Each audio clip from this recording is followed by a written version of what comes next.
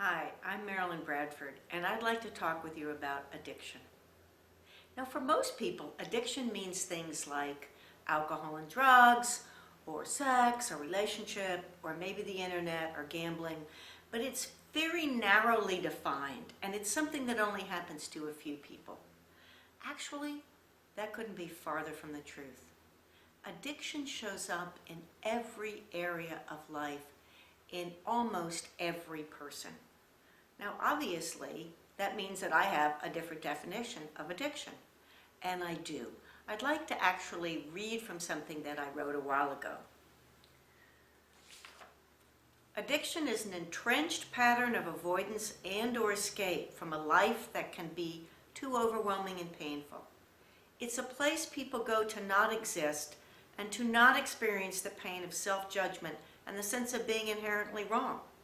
It's a flight from an imagined or false self into a contracted space of existence. So why would I look at addiction that way? Partly because it's been my experience over the past 23 years of working with my own addictions and other people's. And partly because it actually represents something that I believe we can all change and creates a great deal of hardship as well as pain and suffering.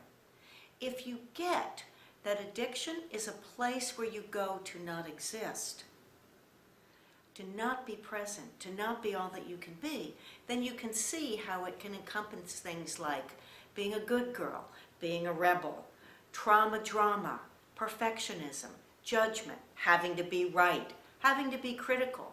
Do you know someone in your life that always has to judge you or criticize you or has to make you small, has to be in the one-up position? All of those things are ways that addiction shows up. And it's all about not being you and not generating and creating the life you truly like and can have. So some of the things that keeps these addictions in place are things like the culture tells us that it's really about alcohol and drugs and affects those people over there. No, it affects lots and lots of people.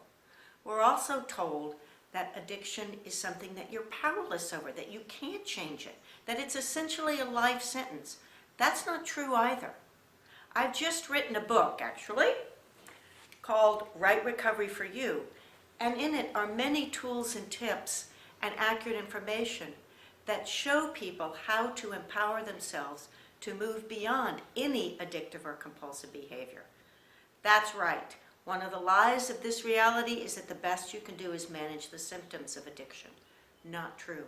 You can move beyond any and all of it. So I invite you to look at the areas of your life where you seem to disappear.